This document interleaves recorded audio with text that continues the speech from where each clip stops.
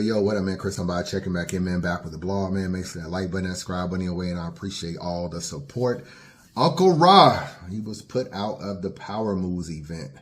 We're going to talk about this. I'm going to give y'all some perspective. I'm going to try to give y'all some insight on what's going on. I know a little bit more about the situation. I do not know everything, but I know more than most people, so I'm going to speak about it. I see this situation has blown the hell up. I did not think it was going to grow legs like this. As far as Vada and Unkle Rah, I feel like from what I heard, they've spoken and kind of hashed everything out. I know Vada had the jokes and everything. Unkle Rah wasn't appreciative of it. Kind of felt like maybe they were a little over the top. I can't really say that he is wrong for how he feels, because how you feel is how you feel. And what was a joke to one person may not be a joke to another person. But I don't think it was anything maliciously done. I just think niggas was letting the jokes fly. And, you know, to me, I'm more concerned with, is a story true or not? Did you really get put out, or is someone putting out a false story on you? The story was true. You know what I'm saying? You might not like the delivery, but the story is true. But I don't really want to so much talk about that. And I don't have a problem with the story being put out. I know, I was watching Easy Blog. He was like, yo, why would you even put the story out? You don't have to put the story out, but man, they put stories out on all kind of people. And I'm going to be honest with you, when URL was not allowing Unkle Rah and Unkle Rah and Knowledge to film inside Caffeine Studios, I put that out. I had found out that them niggas was outside Caffeine looking at the battles on the phone from outside the gate and couldn't get in. I'm like, yo, why they can't get in? Like, yo, URL got a media block. So the reason why I thought that was important was because I felt like URL was trying to create their own media. That's why they had Anwar and them doing URL media. And I was like, yo, they trying to blacklist, you know, Unkle Rah and Knowledge from coming into the venue. So I put the story out, but nobody knew that it was a media block. Knowledge didn't speak about it, and Unkle Rah didn't speak about it. So in this culture, if you are polarizing, you know, your business unfortunately will be put out there. So having a shouting match with somebody in a venue and getting put out of the venue is something that might be talked about. And Unkle Rah isn't above having a blog about him. So I will say that. Let's talk about this Hitman and this Unkle Rah situation. It's been going on for a while. You know, I tell you a lot of times with Hitman, I try to play good cop, bad cop with him. I try to do that a lot when it comes to dealing with Hitman. I try to play good cop, bad cop. I have spoken to Hitman about fixing issues with Unkle Rah. Like, yo, Unkle Rah is cool, you know, all this kind of stuff. He hasn't been interested in fixing it. I don't know every single thing that's happened, but I do know some of the things that he did not like. And he didn't seem interested in a conversation or fixing it or whatever the case may be. And you can feel that way. You know what I'm saying? So this is nothing new where Unkle Rah did not know him and Hitman don't get along. Me personally, I'm not coming to your event if you don't rock with me. That's just me personally. I don't want to give you the luxury of feeling like I need you, feeling like I need your content, I need your event, I need you. I don't want you to be able to, you know, have me by the balls and can't let me get in and can't do this. You know, I'm pretty sure Unkle Rah didn't think it would get to that level, but this is the thing. When you are at somebody's event and they don't rock with you, the fact that they can do that is enough for me not to hop on no plane and come. That's just me personally. The first time I realized that there was a problem with Unkle Rah and Hitman, I was at the Cassidy Hitman event. I had just done an Untold Truth with Hitman. Me and Hitman were cool. I was one of the only people he was allowing to do interviews with. I obviously had just interviewed him for Untold Truth.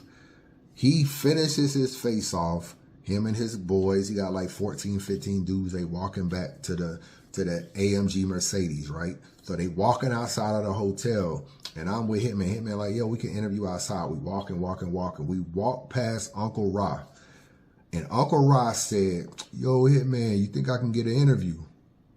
And Hitman was like, nah, man, I'm good. You know, I don't really fuck with you like that or something like. And Unkle Rah was like, yo, what I do? You know, I thought, you know, I don't do nothing. I just do the interviews or whatever. You know, I never disrespected you or anything. Like, I just feel like we can have a conversation. Like, you know, why you don't want to do an interview with me? He kept blowing him off. Like, nah, I'm good, man. I'm good. I don't rock with you. He kept walking. He not even looking at Unkle Rah. He passed Unkle Rah. Unkle Rah is kind of walking behind him, still trying to talk to him. He's ignoring Unkle Rah. Like, come on, Chris. This is like weird to me because I don't really know that they got this kind of energy. I don't know they got this. I'm like, damn, he gonna give me the interview. Unkle Rah can't even get the interview. Like, so it's weird. I interview Hitman. That's when it's on a radar of what's going on. I was like, yo, why you don't rock with Unkle Rah? It's like later on. He was like, one of the things he said, and I think they had an issue before that. Remember, this was the issue before this. I think they didn't had a couple issues. So I don't know the entire thing. I know he feels like he doesn't like Unkle Rah's interview style when it comes to him. He feels like they are a lot of lead-on questions. So that's a type of journalism where sometimes people may not actually like the way you ask that question. So what is a lead-on question? For those of y'all that may not know, I'll use me and then I'll use Hitman. A lead-on question, if you were talking about Chris Unbiased, you may say, how do you feel about Chris Unbiased having those charges and still being allowed in the culture? That's a lead-on question.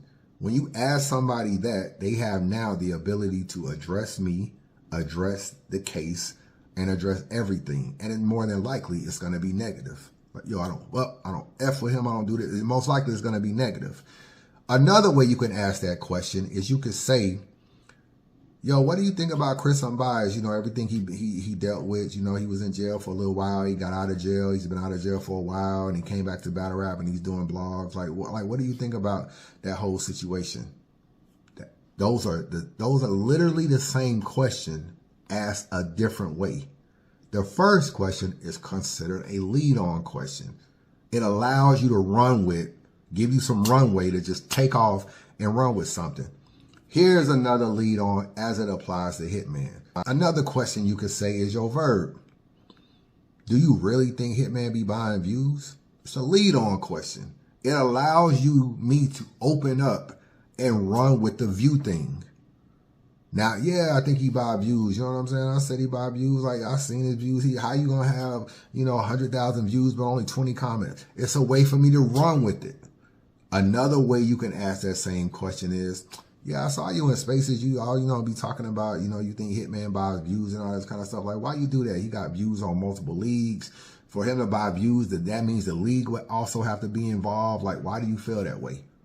That's another way to ask the same question. Both questions are literally asking a person about views, but one is a lead on and one isn't. And I think with Hitman, there was a couple situations where he felt like the way the question was asked, it allowed them to kind of go in on Hitman. So he was like, I really don't rock with Unkle Rah's interview style when it comes to me. I know what he do for the culture, all this kind of stuff, but when it comes to me, I don't like it. I know it's some of that murder Mook stuff, that Mook just be rambling and saying different stuff and saying a lot of stuff. And Unkle Rah sometimes has a way to say at the end of he don't really give his opinion much.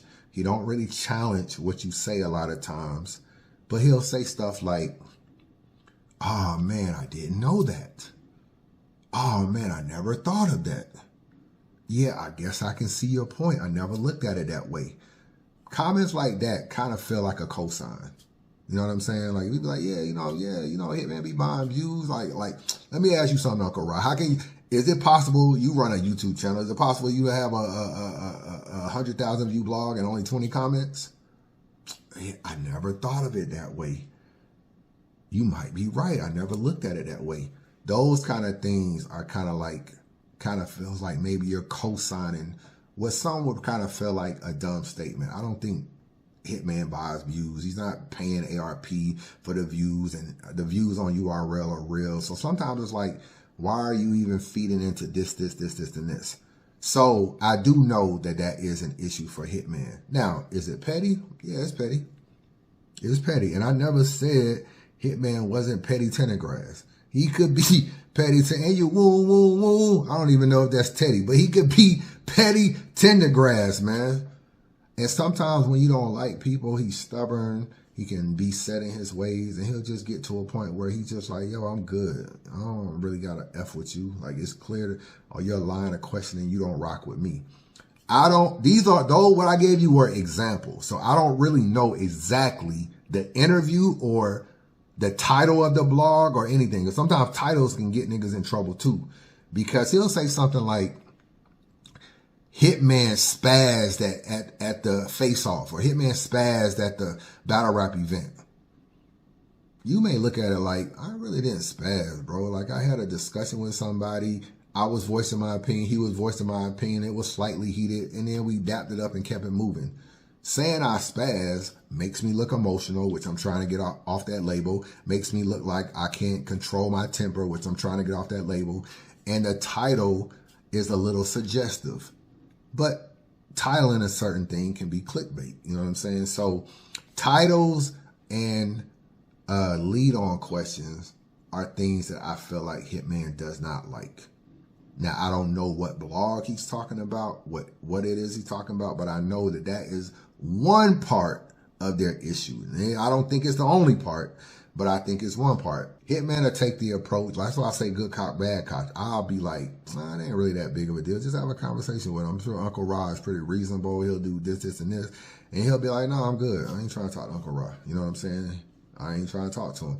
And I do feel like that's a thing about Hitman that I want him to get better at. I feel like you can grow in that situation, and you can grow. But as you can see, going all the way back to the Cassidy event, he could not get an interview. If you go to Hip Hop Is Real channel, they have less than 5 interviews with Hitman in 15 years, bro. They can't interview him. He won't interview with him. So there is no notion where, yo, I didn't even know you don't F with me. Everybody knows y'all don't rock. So for me personally, I'm not going to an event. This is not a URL event where they book Hitman, but it's still Smacking Beasley, or a Max Out event where they book Hitman, but it's still ARP. This is a Power Moves, Bags and Bodies, Hitman Holla event. So let me just say that. I spoke to Hitman a week ago. I'm just randomly talking to him on the phone, and we're just talking about some random stuff. And he was talking about how crowded it was and how like the venue had misled him on the numbers that he could get into the venue and stuff like that. And he was like, yo, I can't let nobody else in, bro. Like, they're even telling me the tickets I sold might not be able to get in. And we do know that there was a fire marshal that was trying to shut the event down. So that was pretty much true. And he says, all these battle rappers and stuff that think they're going to come down here and get in. And he brought up Unkle Rah. He said, Unkle Rah, I didn't give him a media pass, and he's trying to go around and ask a bunch of people. He's trying to holler at Geechee and this person and that person and trying to see if he can get in. And he flat out told me, he was like, I'm not having it. This is what he said on the phone. Now, he's not probably going to be able to necessarily, he's probably not going to stop the +1. Like, if you want to waste your +1 on Unkle Rah, then you can waste your +1 on Unkle Rah. So that's probably why he was like not so adamant that he couldn't even at least be a +1. But Unkle Rah didn't get a media pass. And when you go to the conference and you say, can I have 5 minutes with Hitman, and Hitman is unwilling to give you 5 minutes, you already know what's going on, bro. This is a conference where it's very few people here at this time, and people are wrapping up. For you to go up to somebody one-on-one and say, do you mind if I get 5 minutes? And the nigga is unwilling to give you 5 minutes, you got at some point in time have to read the room. And I get it. Sometimes as a blogger or whatever, you don't want to pay for no tickets. You kind of just feel like you kind of passed that stage on paying for tickets and stuff like that. And you feel like worst case scenario, I'll do that. But Unkle Rah probably ain't bought a ticket in fucking 10 years, bro. He's not buying tickets to get in events and stuff like that. I ain't charged you before. Everybody got to pay for this one. You talking shit. I'm trying to remember which one. One of them, you was like, yeah, you gonna have to pay, nigga. I'm like, man, get the fuck out of here. One of them, you was like, yeah, you gonna have to pay, nigga. I'm like, man, get the fuck out of here. I paid to get into an event twice. Okay. So you mean to tell us we give you free content, you make money off us on YouTube, these interviews, these sit-down Johns, these battles we about to do now, you get all the money, we don't get no percentage, and you don't pay to get into events? These niggas wouldn't know who you were without me. Alright? I'm not mad he flew down there to get interviews outside, it can still be monetarily beneficial. Just doing interviews before the battle, at the conference, after the battle and everything, you could probably make $1,000 to $1,200 just over the weekend.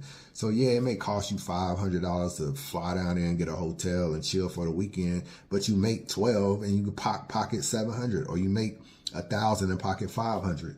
So I'm not necessarily mad he went down here. I just personally wouldn't have went down because I know what's going on.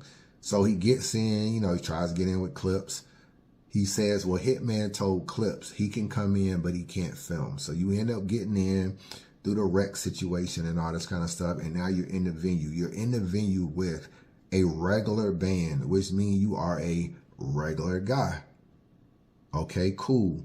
You admit it. You ran into a security guard who was basically knew you and allowed you kind of like back in that area of VIP and allowed you to go out the side door to do interviews. But as a regular guy, you're not really supposed to be able to get back there. So you did it until Hitman saw you. And then when he saw you go back there, he told the security guard, don't let him out this door anymore. Okay, then you said that you tried to go back out there. They told you, Hitman was like, nah, you can't go out there. So they stopped it. And the other security guard that was letting you run around was like, nah, he cool. So he walks you out anyway, walks you back around. Right then, I don't want to keep it real, Unkle Rah. Like, it should have clicked in. Like, I'm barely even allowed in this motherfucker. At this point in time, you're realizing that there were media passes passed out and you didn't get one. You know what I'm saying? My nigga Dead Ass Talk got one, all kind of stuff. Maybe even check the temperature. I don't know. It's media people way less. Damn it, every media person, Chris Unbiased included, is less than you. I got a media pass. Let me read to you what this media pass says. I got a media pass. I'm gonna read to you exactly what this pass said. It was a message. It was sent to me via message. Look at this.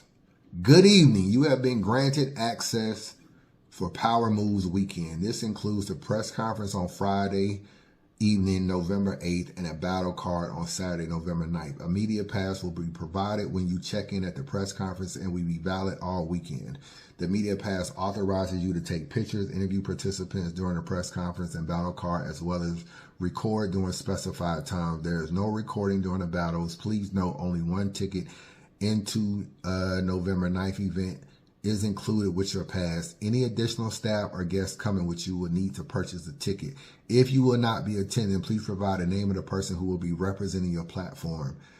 Any additional details will be provided in the near future. Thanks to you, the boss. She sent this to me. She sent this on October 13th. Today is almost November 13th. So that's almost a month ago. You know what I'm saying? So you're already at this point, you're realizing you did not get a media pass. Now let's go back inside the venue. The security guard walks you around, comes back in, you come back in, Rex battles. After the Rex battle, you're recording him going off stage, and you said something about it was kind of tight. You're going through, you passed the camera to your man because your man was closer. And then when you got through, you grabbed the camera from him and you was recording in the building. But once again, you have a regular wristband on. You really, damn, they ain't even supposed to be in the venue with the camera, let alone recording if someone told you not to record. So you're kind of in the establishment with a regular wristband moving around like you a media nigga. When if someone don't like you and the energy is not good and you know it's not good, sometimes you just gotta just fall back and you just gotta chill. One of the things I think happened was that sometimes you can feel a little empowered by your ability to be able to do more and more and more, even though, you know, you wasn't really allowed to at first. So sometimes they give you an inch and you take a mile. So first you had a problem getting in. It's like, oh, I got in with Rex, with the Rex pass. Okay, boom, I get in. Then next, boom, I actually know the security guard. He's actually letting me go in the VIP out the side door or whatever, and I'm doing interviews and coming back in. And then it's like, maybe they won't really trip on the camera. So I don't really necessarily buy the whole I forgot I couldn't record kind of thing. Like, oh, I put the camera on. I almost forgot I couldn't record in there. Like, you kind of know all this at the time. You kind of know that the energy isn't well. So do I think you probably overstepped your boundaries because you had a regular band on and you're moving around like you are damn near media and you're in spaces with media, all because of this security guard? So the security guard basically was giving you a little bit of carte blanche rank in that mug, and you was kind of like running with it a little bit. So you got to take the blame for that. You did take accountability for that, and I do respect that about you a lot. So that's kind of how I feel about that situation. Now, should Hitman have kicked you out? Absolutely not. I kind of feel like this is way overblown. I kind of feel like the fact that Unkle Rah has tried to speak to Hitman multiple times. I just watched 3 Letterman, and 3 Letterman said even Unkle Rah hit up 3 Letterman to try to talk to him. So I feel like if it ain't malicious, and I don't see Unkle Rah doing anything malicious that I would say, it's always worth a conversation. If somebody taps you and says, give me 5 minutes, I mean, Hitman is literally on live right now talking to Black 100 and Verb. Like, you were able to at least get on a live with Verb to even say, like, I may even come to some resolution, and Verb has literally wished the worst on you. You know what I'm saying? Tagging your job, all kind of stuff.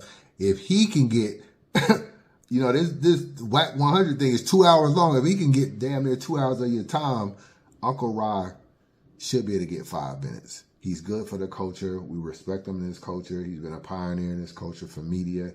He's the biggest media outlet. And to be real with you, you may not need Unkle Rah. You're Hitman Holla. You're the made man. You're this and that. You don't really need Unkle Rah. He's not going to get you any more views that you can't get on your own. But you run a league. You still need promo. You still have Dollar Bill and Green Ranger. You still have people that aren't able to function on their own outside of some media entity like Hip Hop Is Real or 15 Minutes of Fame. They still need those interviews. So if somebody took the approach of, well, I ain't really interviewing with nothing that got to do with bags and bodies, then it's like you cut your nose off to spite your face, because you kind of still need people to promote and do their thing and everything. And if people just was like, we're just not going to cover your event or anything you got going on, then it kind of hurts the other people that's under you and other things that you try to do. So, and I also kind of feel like in life, you should try to have good karma. You should try to kind of live the best life you can, and you should try to have good energy. I'm kind of an energy guy. I don't really like to be around. I've been around negative energy for 2 years in jail. I got out. I'm low tolerance for bad energy. I've been dealt with a lot of bad energy even in battle rap. So now that the heat is not on me like it used to be, I try to keep the energy good. So I don't try to get in these beefs and stuff with people and all this kind of stuff. I try my best to keep the energy good. You know, but, you know, we still do the stock drop list and we still do stuff like that. So we turn up, but that's one time a year. Throughout the year, I don't really be trying to just stir up a whole bunch of stuff with people. And if I do, it's always a reason why, bro. Like I'm more of a finisher, not a starter. I always find stuff that somebody has clicked and said about me, and I'll just be responding. But as far as this situation, it's just good energy. It's just good energy. We all need promo. Battle rap promo is at an all-time low, and Unkle Rah has the biggest media outlet. I think his channel is bigger than Hip Hop Is Real and bigger than J Black. So I think he has the biggest media outlet. So I just think a conversation was worth having. And I think maybe in the venue, I know you're battling, you got a lot going on. You probably thought Unkle Rah was doing too much. Maybe that wasn't the time. Hopefully these interviews and these things like that can lead to y'all one day talking. I think that's a better thing, that y'all can one day talk. I feel like Unkle Rah, despite everything that happened, I still feel like he wants to resolve the situation. He probably feels like he was disrespected, little boy, chumped off in the venue, talking to him like a little nigga in front of a bunch of people, and then you threw him out. So he probably was embarrassed as hell. And then when the story came out, he's even more embarrassed because he was embarrassed. Sometimes you can be embarrassed, but don't nobody know about it. And then the story breaks, and it's like, damn, now the world knows I was embarrassed. But hopefully y'all can get on the phone. When I speak to Hitman again, I don't know when I'll speak to him again, but when I speak to him again, I'll be like, yo, you need to get on the phone with Unkle Rah. I'm always the good cop telling him, yo, call Tay-Rock, call Beasley, call so-and-so, call this person. Like, try to work stuff out. His life is too short to really hold grudges. And, you know, sometimes you can have this me against the world attitude when you I hear Hitman say a lot of times, I get a lot of hate on the internet. I get a lot of hate on the internet. It's a lot of people that love Hitman. That's why he's a superstar. In battle rap, he's a superstar outside of battle rap. So you actually, sometimes you have to focus on the people that actually show you love and to focus on the people that don't show you love. So do you get a lot of hate? Do you get a lot of trolling? Do you get a lot of you this and you that because of the Verb situation? Yeah. But look at the millions of people that love you. So you got to focus on that. So you get your hate, but the love always outweighs the hate, bro. It always outweighs the hate. And when you think the other way, like, yo, the hate outweighs the love, and you let that creep into your mind, you'll always take all these situations, magnify them more than what they are, and you'll take the approach of, I don't need these niggas. So when you got an issue with Verb, Verb is a different story. When you got an issue with Rock or Beasley or this person, then you take that stance like, F them niggas, I'm cool, I'm good. There was a time he didn't really get along with Hip Hop Is Real. Now, I know why he don't get along with Hip Hop Is Real, and I felt like he had a pretty good reason why, but him and Knowledge worked it out. But imagine if you moved around in this culture and you didn't rock with Hip Hop Is Real or 15 Minutes of Fame. Look how much coverage you don't get for your event, because you don't got no real interviews. Like the bloggers ain't really coming down here like that and doing interviews. So in this culture, all these things have to coexist. URL, all these other leagues, they have to figure out a way to still deal with 15 Minutes of Fame. And they do that. You think URL not tired of Hip Hop Is Real doing all these Spanish Harlem interviews and doing all that? They be mad as hell. They don't like that stuff at all. You still see they still work with Hip Hop Is Real. That's because Hip Hop Is Real is needed. They don't want to cut their nose off to spite their face, even though they may not like some of the stuff that they may think is fuck shit from Knowledge. They still deal with it, maybe have private conversations with them, and try to work it out, because there's millions of, not millions, hundreds of Crucible niggas trying to be Crucible niggas that, yeah, Tay-Rock don't need Hip Hop Is Real. But Snake Eyes does, and Stumbles do, and Kid Slade does, and Eunice does. They all need Hip Hop Is Real. So once you say, I'm not rocking with this Hip Hop Is Real or 15 Minutes of Fame, you cut out a promo for the little guy. So that would just be my message to Hitman if I was having a conversation with you, that it's just worth fixing. You know what I'm saying? And hopefully, maybe this needed to come out in order to get it fixed. To keep it real with you, maybe this needed to come out because he probably didn't have nobody really working hard enough for him to fix it, and maybe this situation get it fixed. So it might be a little method to the madness in the exposure that maybe in the long run may actually be a good thing. But just my thoughts. Chris, I'm biased. Holla at your boy.